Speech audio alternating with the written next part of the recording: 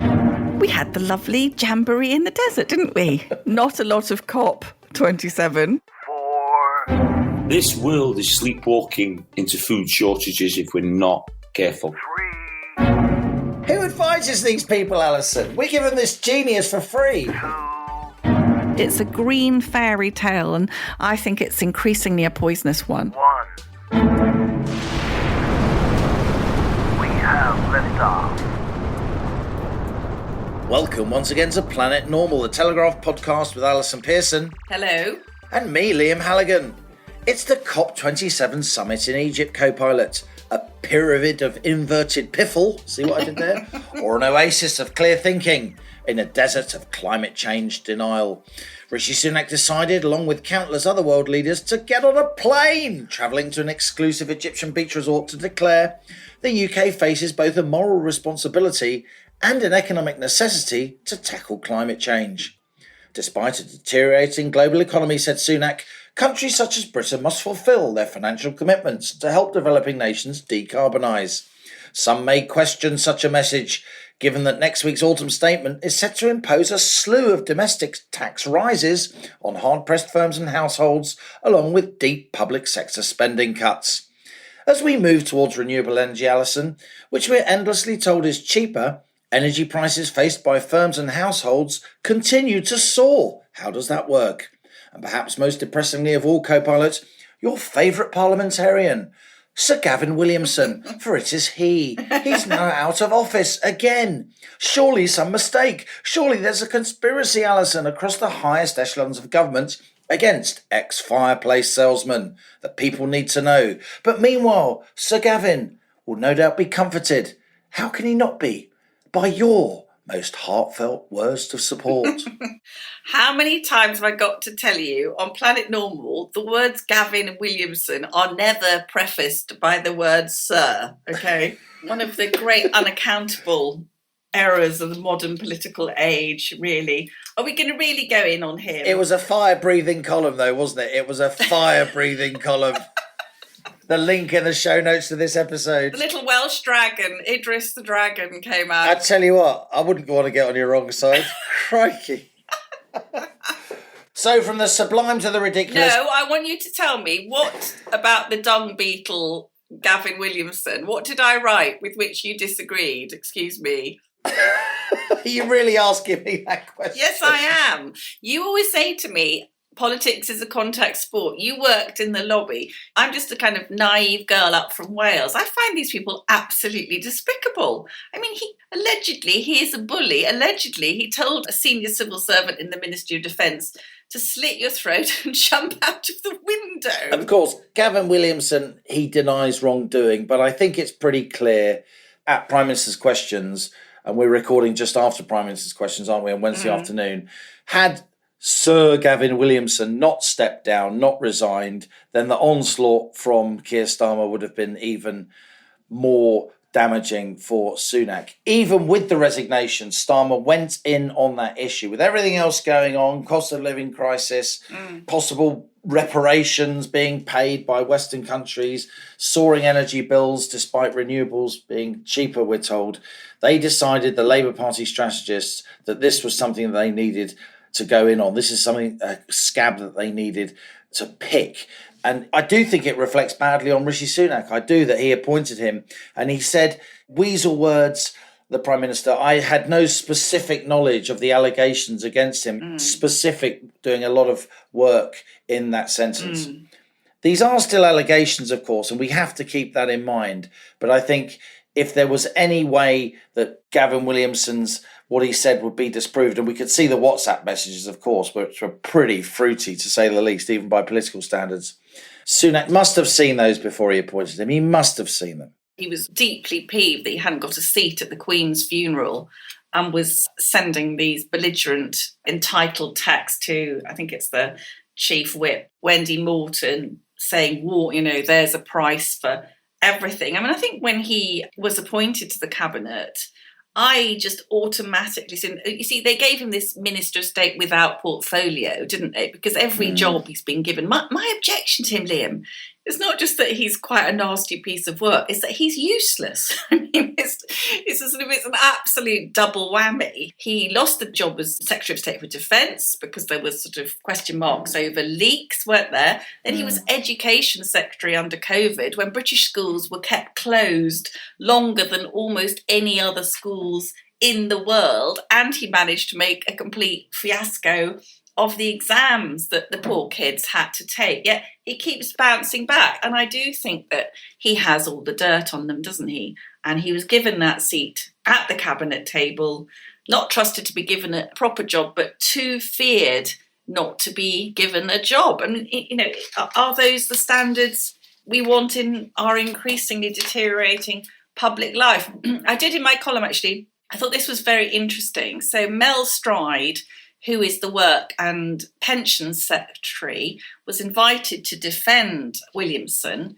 And he said, I think Gavin is somebody who has a particular talent and particular understanding of the parliamentary party. And I can see, therefore, why, given that it's going to be very important that we have a cohesive party going forward, he has a seat at the cabinet table. Now, how does that translate, co-pilot? It's all euphemisms for arm twisting and nastiness.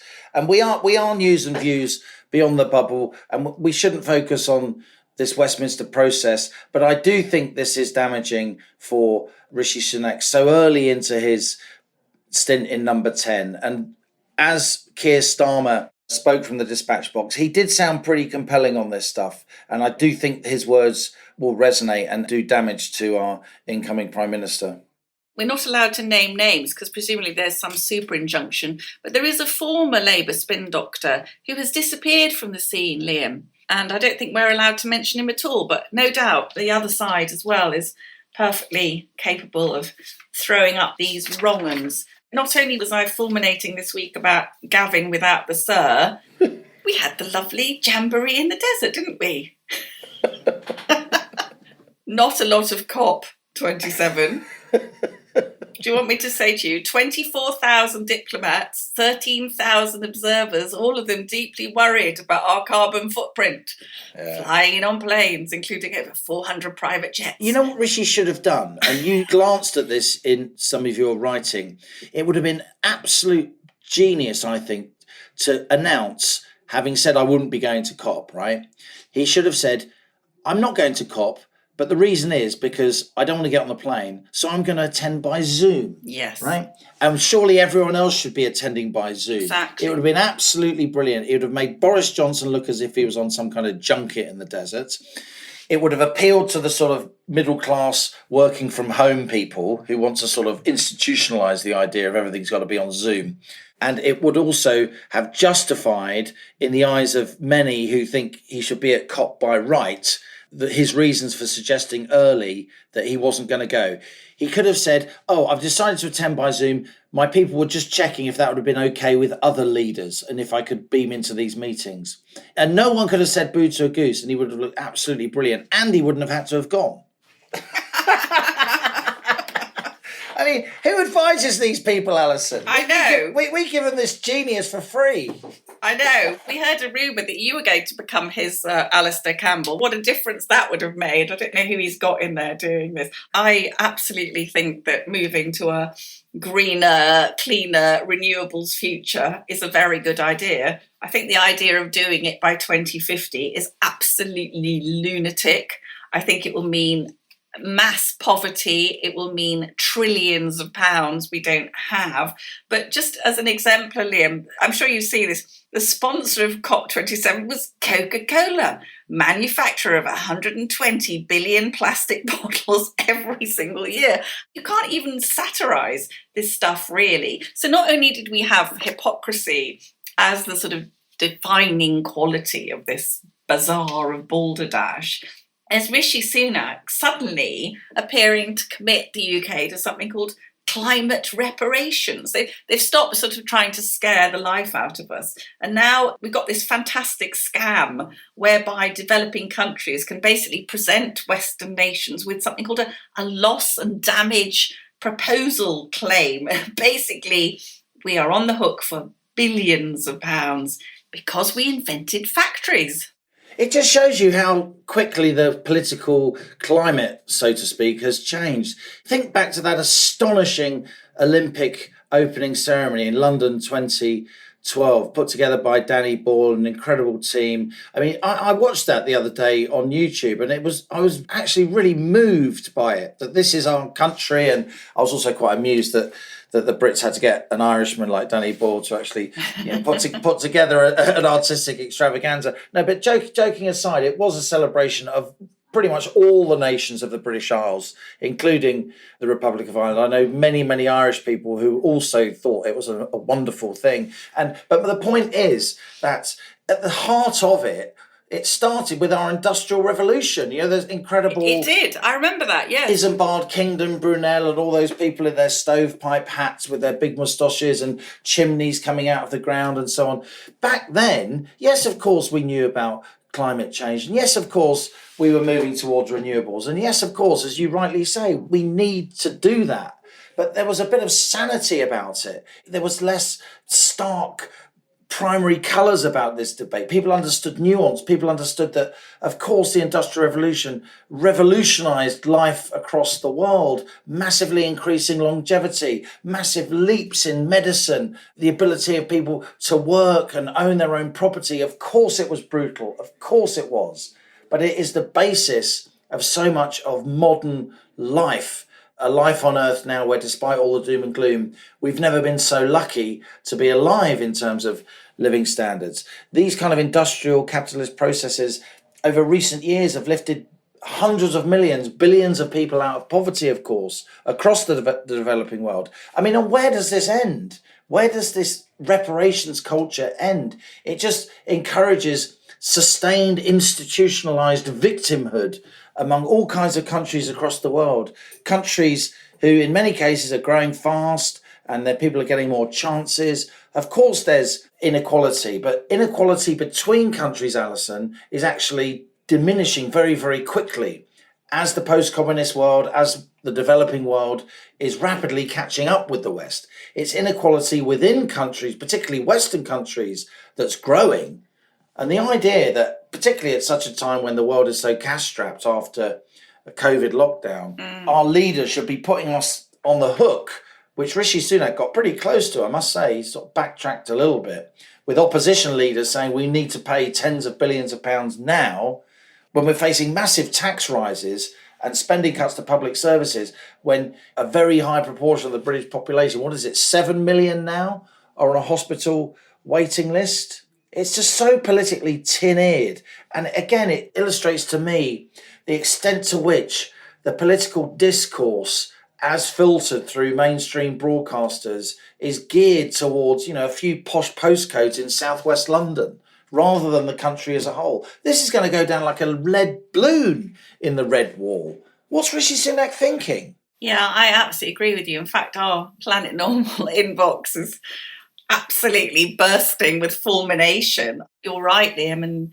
at a time when millions of people are worrying how to manage their daily existence, is our government seriously mad enough to ask the British people to divert their taxes away from crumbling public services to environmental reparations for countries like Somalia and Pakistan? There's a very funny guy on Twitter, actually, who's got the handle Burnside, and he just posted Scandinavian tax rates with Eritrean levels of public service. I mean, that is actually where we are. And I said in the column, I wrote a big column about COP27, and I said that Rick and Katie in Darlington, struggling to feed and clothe their 3 children after paying the gas bill, will undoubtedly be cheered by the thought that they are helping to fund Nairobi's railway city and hydropower project. I mean, you just can't make this thing up. And Rishi Sunak, I think this is a huge mistake for him, actually.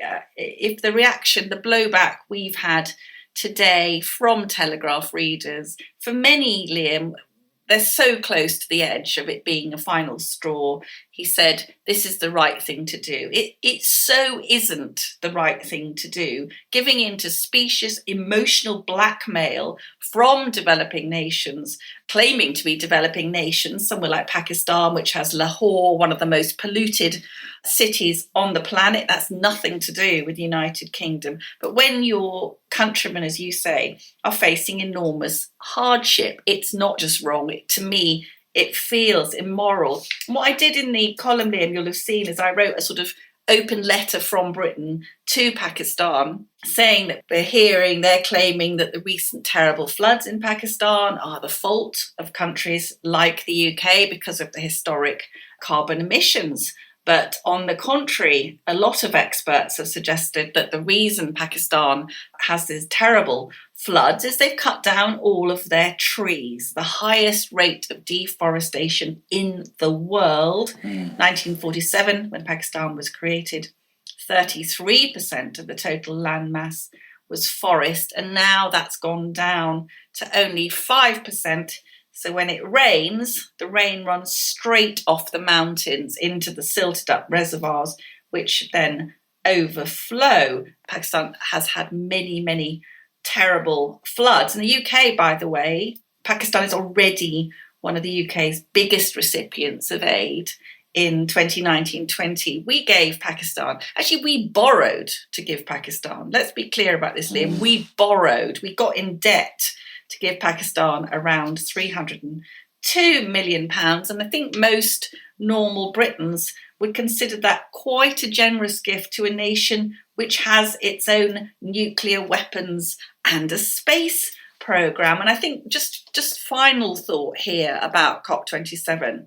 One of the huge issues for many of these countries now claiming climate reparations from us is population. So Pakistan population is now 225 million. That's up from 65 million in 1970. And that's going to add enormous pressure to the environment. And I thought watching all the COP27 hellfire sermons, they'd be doing a hell of a lot more good if they were talking about practical things like contraception and population control. And also economic progress. You know, this whole debate around aid is an interesting one that needs a much, much bigger airing. I'm a huge advocate of emergency aid and relief in terms of natural disasters and so on. And I think the UK's got a pretty honourable record in that area. We've developed NGOs over the years who give a tremendous amount of assistance on the ground. Organisations like Oxfam, the French have developed Médecins Sans Frontières. In genuine emergency situations, I think richer nations should, of course, dig into their pockets and to help their fellow human beings. But a lot of aid, actually, beyond that, it's like an industry. And I mean, let's just say billions of dollars flowed from one country to another country. Who's going to administer that? I mean, think of the possibility for, let's say, misallocation. I should mention, actually, sometimes we shout out authors, don't we, here on Planet Normal. There's a very, very interesting Zambian economist I know called Dambisa Moyo. She's now in the House of Lords. She's in her mid-50s. She wrote a really good book back in 2009 called Dead Aid, stressing how aid industry can actually hold back developing countries in their search for progress. This is separate from emergency relief, natural disasters, and all the rest of it. It's a really, really interesting book by extremely experienced Zambian economist who speaks with huge moral authority. And just before we move on from COP27, I wanted to say that I did an interview with Lord David Frost on GB News, and you can get the full-length version of it on my other podcast. We discussed not just the fact that net zero 2050 is, in his words, unlikely and unrealistic. Let's be clear. David Frost, he accepts that climate change is real, and he accepts that it's partly to do with the activities of human beings. But he doesn't accept that there's some immediate climate crisis. And what he wants to do is to use technology, the market mechanism, and some subsidy to move towards a world beyond fossil fuels without putting huge burdens on ordinary households and firms and slowing down growth, which will make everyone poorer. And, you know, that's a very, very honourable argument, I would say. And we talked a lot about electric vehicles. I personally think, and I think David Frost has some sympathy for this view, I think electric vehicles are a blind alley, because electric vehicles, you need huge amounts of copper, huge amounts of rare earths, substances like lithium, which are found in places like the Central African Republic, China, parts of the world that are geopolitically very, very tricky for the UK to consistently access. So we're weaning ourselves off fossil fuels for geostrategic and environmental reasons, just to make ourselves dependent on difficult parts of the world again. And of course, a lot of the electricity could continue to be generated using fossil fuels. I mean, I've always been an advocate of hydrogen, but what David Frost said, and rightly so, is that the government shouldn't be backing winners. The government should be creating a level playing field where the market and technology can work out what is the best method to replace fossil fuels. It will obviously be a mixed bag. Renewables are already up to 40% of the electricity we use every day here in the UK. And we keep getting told, but renewables are much cheaper, renewables are much cheaper. So if that's the case, no one's been able to tell me why it is that the market for electricity in the UK is still dictated, the price per unit, by the price of gas, given that gas only accounts for 40% of our electricity. It seems rigged to me. It seems as if a lot of renewable companies are generating electricity more cheaply, but still being able to charge to punters prices that are dictated by more expensive gas. If anybody listening wants to explain to me what I've got wrong here, I'd be really happy to hear from them. Now, there's a challenge for listeners. Co-pilot Halligan claiming there might be something he isn't fully informed on. So everybody rush in. It's a scam, isn't it? And it's increasing me, this net zero thing. It's reminding me of how we felt during COVID and the lockdown.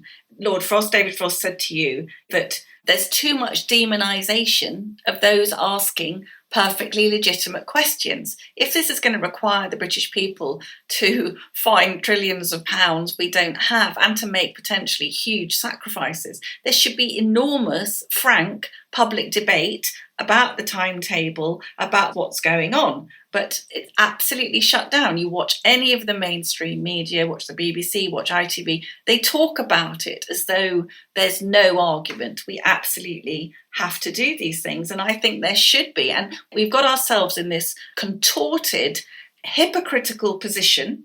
So we've seen this week, haven't we, that the UK's done a deal with the States to import gas, which was fracked in the States. It's going to be transported 3,000 miles across the Atlantic to be used to relieve an energy crisis in our country, which still has a ban on fracking, in order what? That we can look virtuous. We can say, oh, we're not contributing to carbon emissions. That's absolutely ridiculous. It also puts us, our own people, our own working people, at a terrible disadvantage. So BMW announced in November last year it's going to start making electric minis at a new plant in China.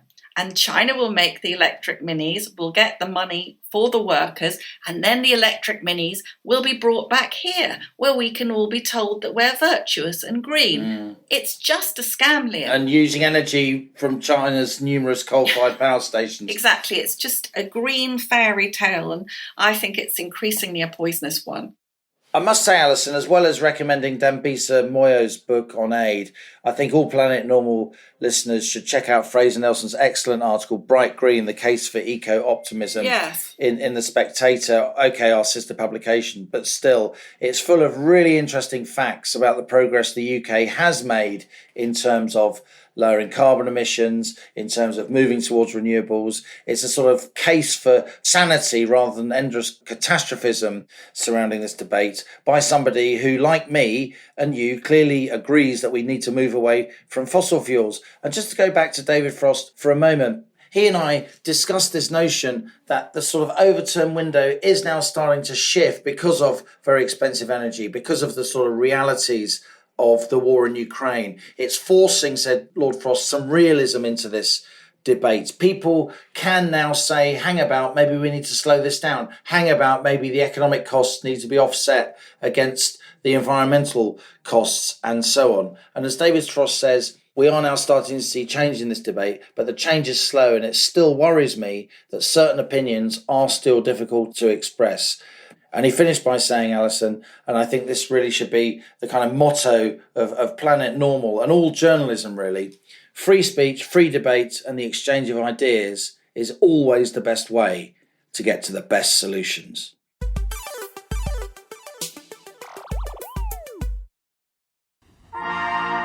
Right now, the whole world is watching China. It's the 20th Party Congress, a twice-in-a-decade political set piece that reveals the outcome of China's very secretive leadership selection. And there is, of course, only one man in the running: Xi Jinping. This is seismic. After the death of Chairman Mao Zedong, there has been a 2-term limit on Chinese leaders. No more. Xi is on the cusp of effectively becoming ruler for life. Understanding him has never been more important. They turned this place into a hell. We're in Beijing, we see business people get disappear by the state all the time. I mean, everything is protected and you're under constant watch. But reporting on Xi? Well, that might be my toughest assignment yet. I've come into a bathroom now to try to upload all these files in case on my way out I get stopped and searched and they try to delete these. Despite 10 years in power, he remains a puzzle, one we know very little about beyond official propaganda. Who is he, really? How has he managed to build a cult of personality? What kind of a leader has this made him? And what does that mean for all of us? China under Xi doesn't like these sorts of questions. Don't touch me! But I'm going to try and ask them anyway. I'm Sophia Yan, and this is How to Become a Dictator from the Telegraph.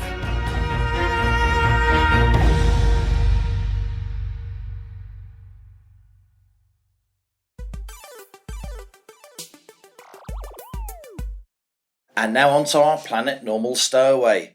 The cost of living squeeze remains with us, with inflation still in double digits at 10.1%.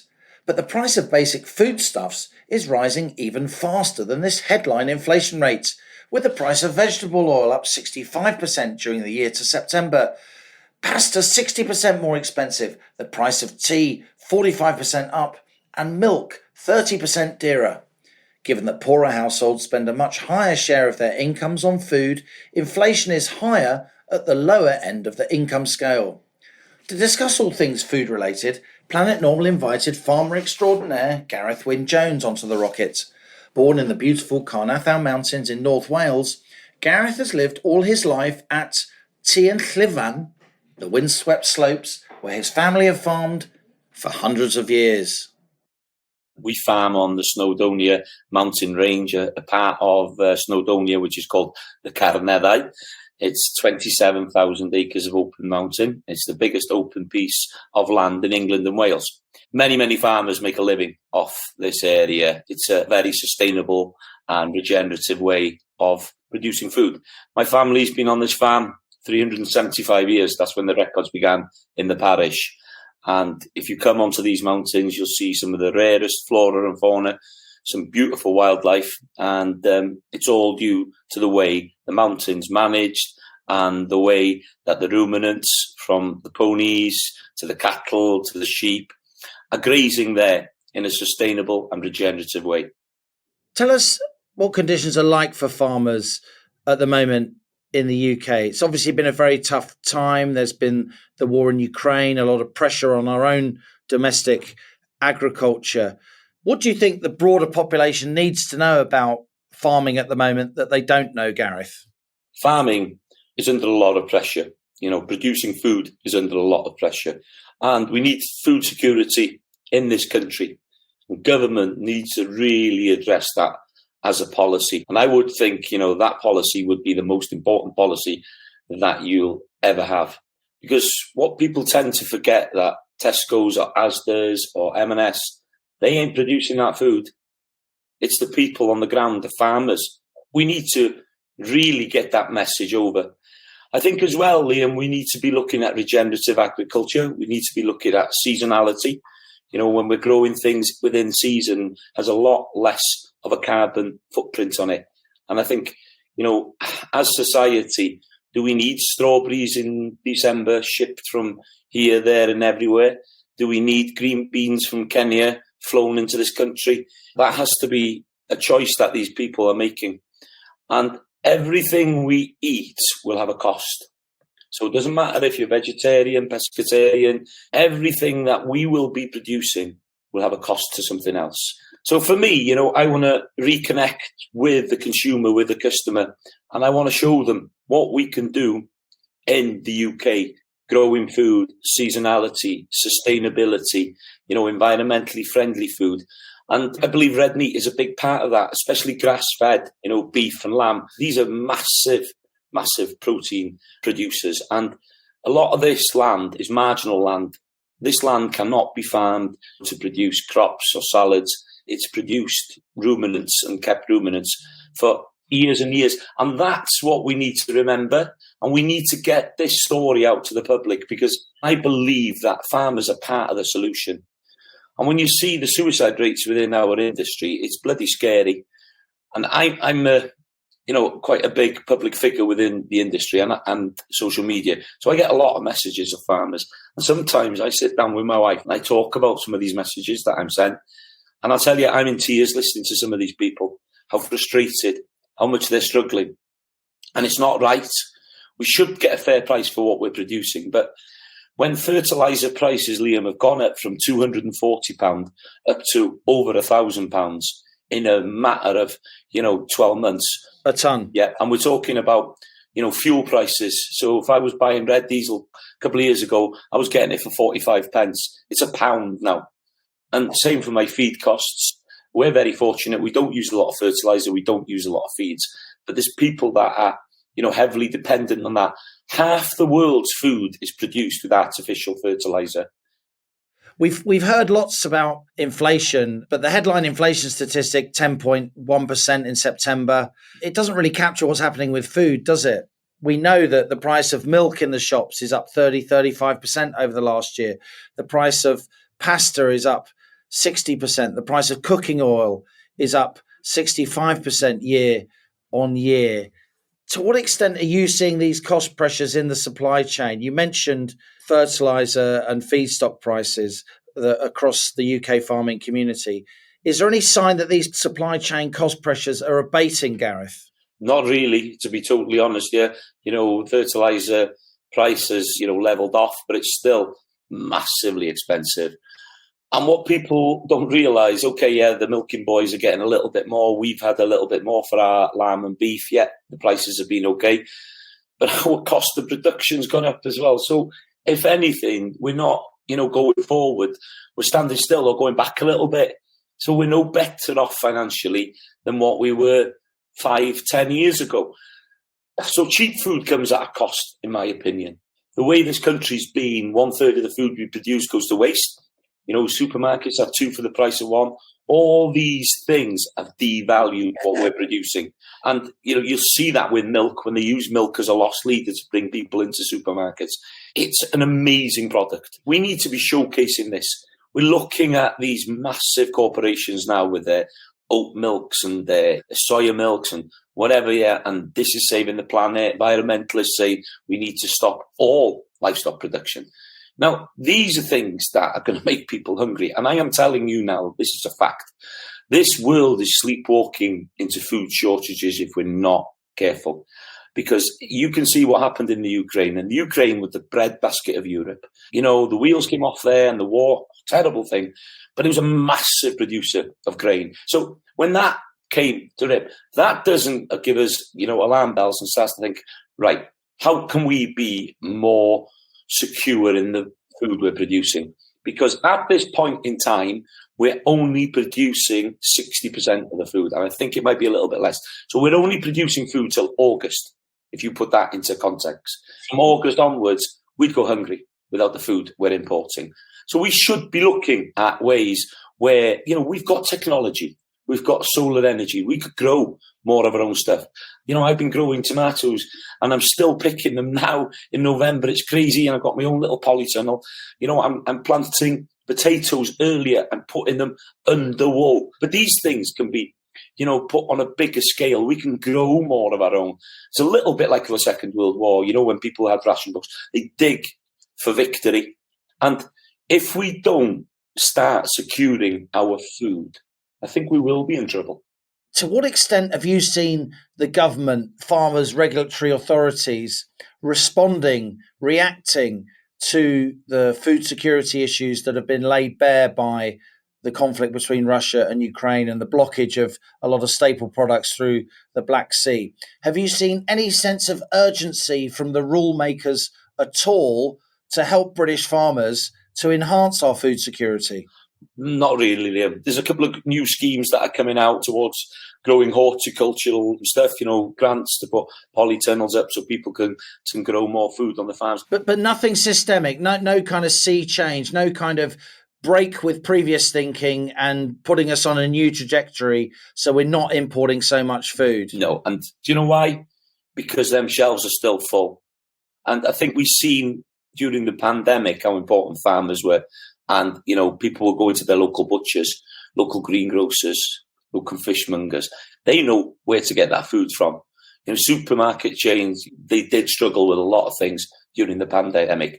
And I think if we can bring a lot of these food chains back to being more locally, that we're adding value to what we're producing as farmers as well, and that we're selling directly, and we're taking away the middleman.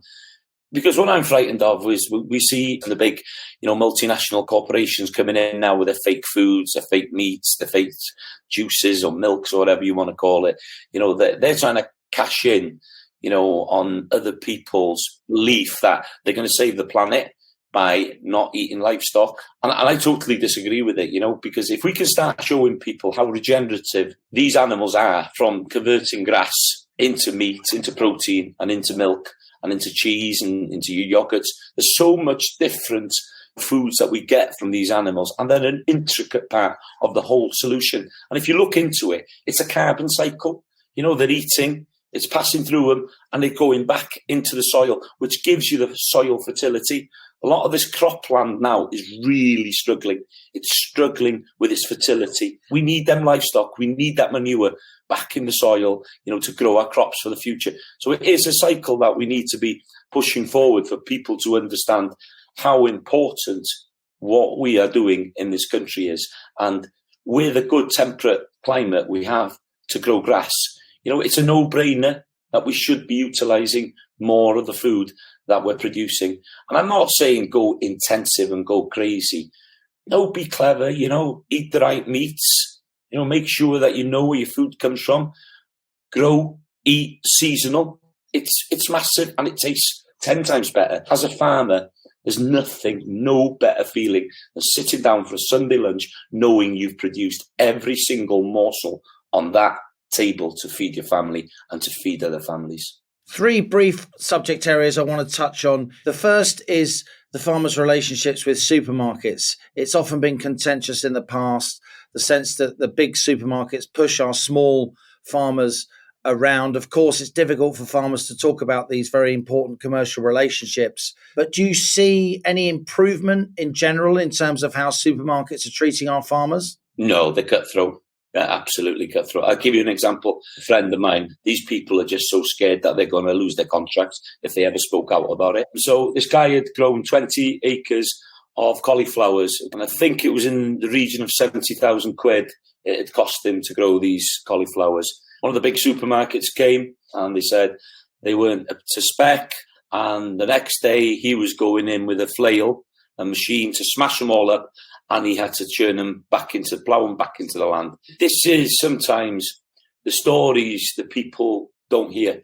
Now, when we've got food banks and food shortages, why the hell is things like this happening? Even if the supermarket gave them some kind of compensation for it, but they don't. They've got the power. And that's the scary bit. What's happening is people will produce less and they will get scared. Is this the kind of thing that drives farmer suicides? Do you think the way farmers are treated by big supermarkets, where there's a sense that farmers can't even speak out because they feel so beholden, do you think that's partly the reason why suicides are so high among our farming community? I think, the job is high pressured. The straw that breaks the camel's back, literally, isn't it? If you think about it, when there's pressures, financial pressures, the more paperwork that you have. And if you ever watch Clarkson's farm, he just showed you how much paperwork farmers are doing just to be in exactly the same position as they were 50 or 100 years ago. But the suicide rate is 3 times the national average, Gareth. It's absolutely terrible. Yeah, it's scary. And it's not coming down. No, and I think there's some great charities out there. I'm an ambassador for a couple of them, and I try and help what I can. But the pressure is coming from government, it's coming from supermarkets, and as well, there's a lot of pressure coming from, the environmentalists. Let's talk about the sewage. They're blaming farmers for polluting the rivers, and when we know that these multinational companies, again, these water companies are dumping sewage directly into our seas and rivers, and farmers getting blamed for everything. Look, we're not the perfect industry. I'm not ever saying that, and we do have problems. But if we go back to what I said in the beginning, cheap food will come at a cost, and cheap food does come at a cost sometimes to the environment, to the animal, and to the farmer. And we have to remember that. We've been outside the EU now, in theory, a couple of years. The transition period ended at the end of 2019, early 2020. Obviously, there's been lockdown since then. Does life feel different for you, a British farmer, outside the EU so far? Not really, to be honest with you. I voted Remain, I've never said any different. What I can tell you is lamb prices did really hike up during the pandemic, which is a good thing. We were very lucky to have a free trade deal with Europe, with our lamb. If otherwise, there's 10 million sheep in Wales to begin with. Otherwise, I think we'd have been dead in the water as an industry. We still haven't had, our own policies in Wales. We've still had no changes, really. I think everything is quite stagnant. So I can't see any difference as a farmer, to be bluntly honest with you, except that little bit of a price hike in the beginning during the pandemic. And lamb's still selling okay, and so is beef. I'd like to see, policies that are out there to bring new blood into farming. Average age of farmers is about 65, which is bonkers. We need new blood in the industry, but when they look at the hours and what people get paid for, it's a hard one. We need to be looking at policies that are going to drive new blood into the industry, regenerative agriculture, new ways of producing things in a sustainable and environmentally friendly way. And, if any country can do it, we can do it, because we've got technology, we've got specialised people, and we've got really bloody good farmers in this country that do a hell of a good job. We have to have as well a little bit of respect, for each other. I think sometimes when we see some of the articles and, some of the environmentalists, the way they just attack farmers is very, very disheartening. Finally, Gareth, this is the week of COP27, the summit in Egypt. How do you feel as a farmer watching the politicians, the world leaders in quotes, glad-handing, flying in from all over the world, talking about the environment? Well, you just said that, flying in from all over the world, telling other people what to eat and how to live, does make me giggle, to be honest with you. I think these people are just so far removed from reality. When I sit in a little village here in Llanfairpwllgwyngyllgogerychwr and I know that, we're surrounded by food and we've got people that need to go to a food bank, it's bloody scary. And it needs to be addressed. And some of these poor countries are really having a crisis. Sri Lanka, India. When you look at these governments and the policies they're setting up, they are trying to, stranglehold the farming industry, produce less food, which gives big multinational corporations opportunity to produce factory foods. We've heard some of these environmentalists, that's what they want. They want protein coming from factories, from vats, from bacteria, from whatever. I totally disagree with that. I want to see people eating healthily from the ground, from regenerative farming systems, and eating, really good meats that's produced properly, and maybe eating less meat. It's all up to the individual. But we cannot put our beliefs on others. We have to let them make an educated choice. But for me, going forward, I want to showcase what we do in Britain. I want people to get behind British agriculture, build a better Britain on our bellies, and let's have a farming food revolution. We deserve it. We need to be producing more food to feed our nation in a sustainable, environmentally friendly and regenerative way. And don't forget, all that's got to be done affordably.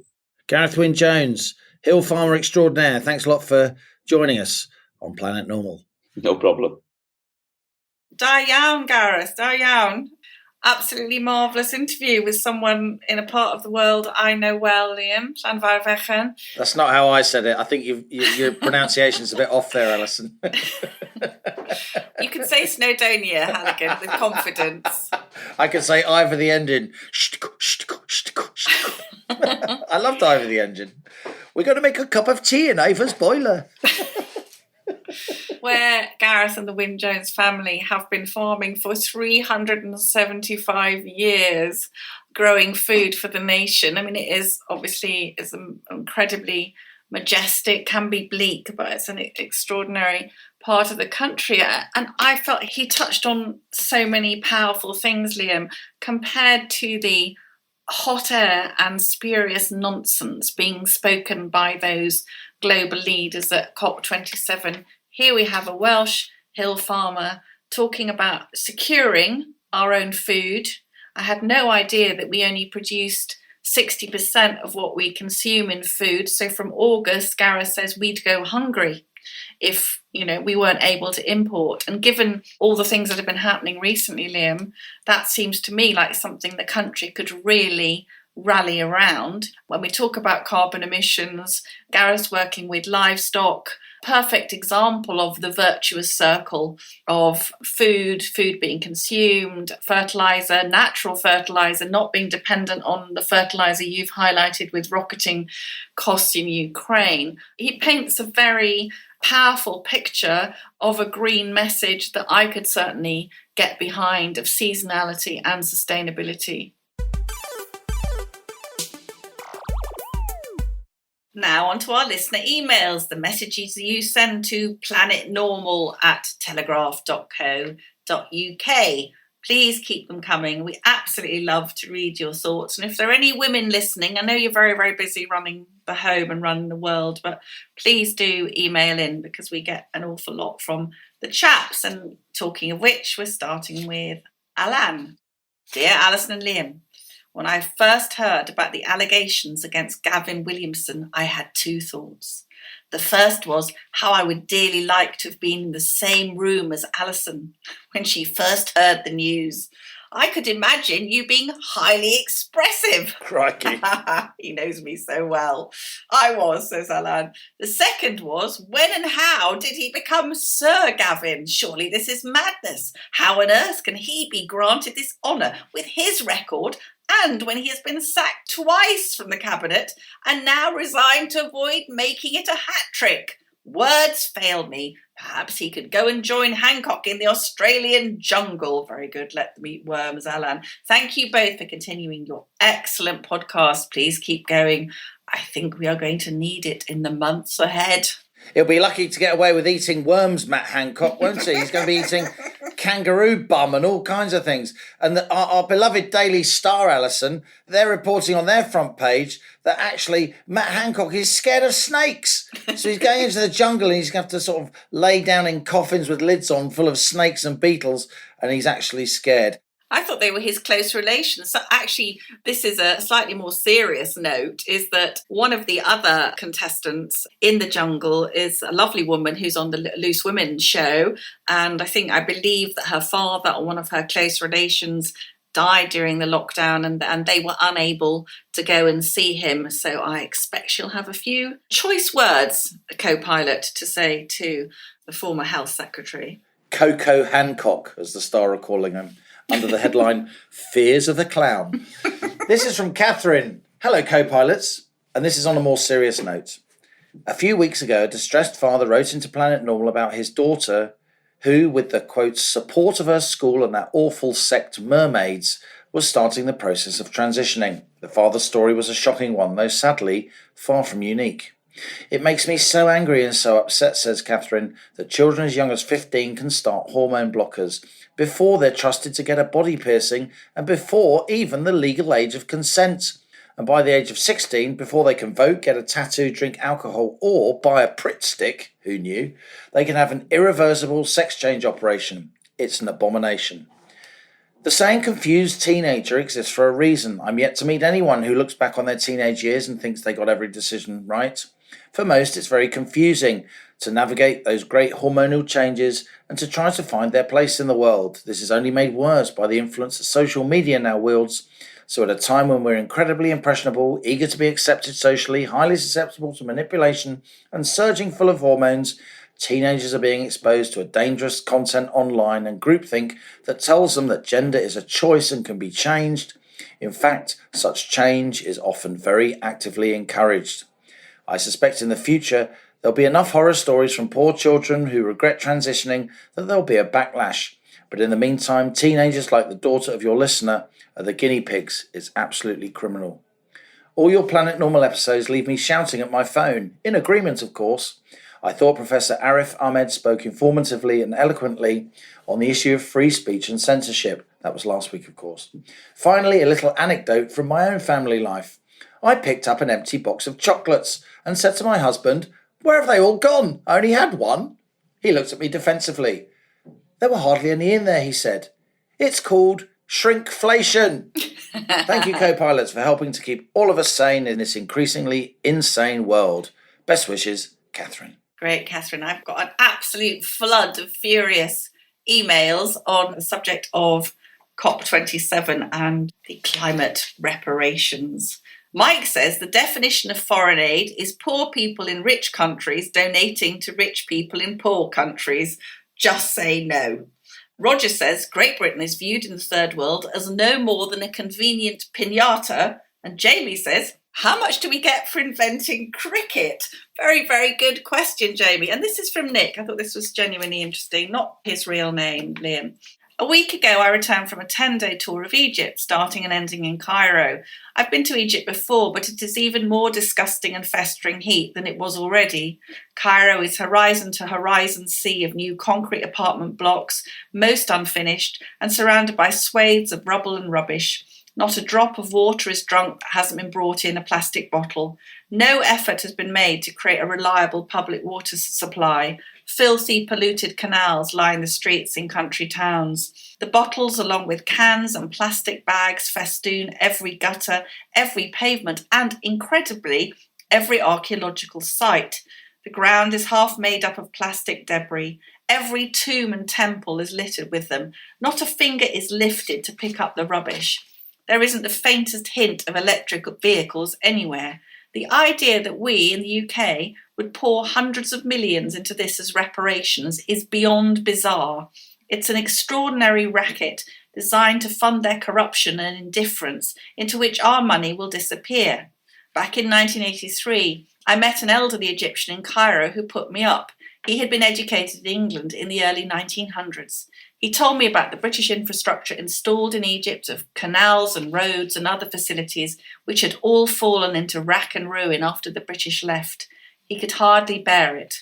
Meanwhile, my neighbour's daughter, a COP27 administrator, flew out to Egypt on Saturday with her whole team, business class, Natch. Thanks for that, Nick. Allison, we often talk about Scooby-Doo, don't we? And Velma, because that, of course, is your name with your little glasses and your newfound powers analysing the economy. Now you know that there's something called Excel spreadsheets and you can tweak your models and so on. This is from Deborah. At last, recognition for you, Allison and Velma, as the style icons that you are. Keep normalising. And Deborah sent us a clip from another Sunday newspaper that we're not allowed to name. Why fashion loves Scooby-Doo's Velma, geek chic mini. Because, of course, Velma, along with her famous orange roll neck jumper and her little red sandals, also wore a red miniskirt with her pull-up orange socks. Scooby-Doo's resident nerd Velma, says the newspaper article, has always been a wonky style icon. The NHS glasses, the oversized jumper, the bowl haircut. Now, her pleated geek chic mini is autumn's most wanted. And the article talks about Velma minis being spotted on various catwalks.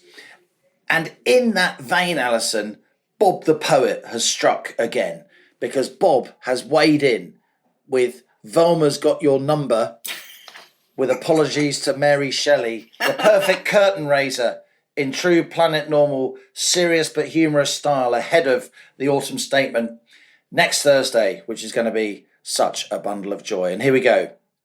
In his castle's secret laboratory, Dr. Halligan's horrified.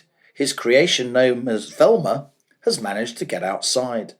He'd waved her electric blanket to coax her back indoors, but she bounded off in search of stats and fled across the moors. She craves and crunches data, all the figures she can find, 10-year gilts and the price of gas are permanently on her mind. She ferrets out financial facts and processes the lot, and she's heading now for the Treasury to devour everything they've got. So, Chancellor, prepare yourself. There's no escape in sight. Velma's got your number. Make sure your sums are right. Oh. Hey! A total triumph. We've had quite a few poetic offerings this week. It's this time next week, isn't it, Liam? The autumn statement. That's right. It's Thursday, the 17th of November. Can I just say, a real bugbear of mine this week, every day some leak of some forthcoming horror, pensions to be raided, upper rate to go up to 50%. Don't you find it's demoralising people? It really is bad, I think. It's crazy because what government spin doctors are doing, thinking that they're all so clever, they keep putting out these tales of woe. We're going to, whack taxes up. Well, so that when taxes go up by a bit less, people think, oh, we got off quite lightly and aren't the government nice to us? No other country spins their financial statements to this extent beforehand. All these leaks that are splattered over the front of newspapers because they're leaks, because they're exclusive, they seriously dent business sentiment. Board meetings will be convened to cancel that investment, to cancel that new factory, to not hire those workers. This stuff has real world implications. It's not just a sort of PR parlour game. And we look as if we're not a serious country if we're running ourselves in this way, playing fast and loose with statements about incredibly important aspects of public policy, just so you can get a sort of slightly better feeling of PR on the day. I think it's incredibly debilitating. I'd hoped under Rishi Sunak there'd be a lot less of it, but there seems to be more. And on that bombshell, that's it from Planet Normal for another week as we leave our sanctuary of sweet reason, our flying refuge of reasoned views. Email of the week, it's Allison's turn. I think we'll give it to Catherine, shall we? Indeed, a fabulous email from Catherine. So Catherine, email us at planetnormal@telegraph.co.uk with your postal address and put in the subject heading of the email, mug winner. If you enjoy Planet Normal, and we strain every sinew to make sure that you do, please do leave a rating and a review on Apple Podcasts or Spotify. There's some lovely collection of nice things, not all written by extended members of Liam's family. It does help others to find the podcast, and it also cheers the co-pilots up no end in these dire times. It certainly does, and as we speed away from our beloved Planet Normal and the Matters of Planet Earth comes back into view, thanks as ever to our producers, Isabel Bajard, Elliot Lampitt, and our editor, Zoe Hitch. Stay safe and in touch with us and with each other. Until next week, it's goodbye from me. And it's goodbye from him. Don't you start.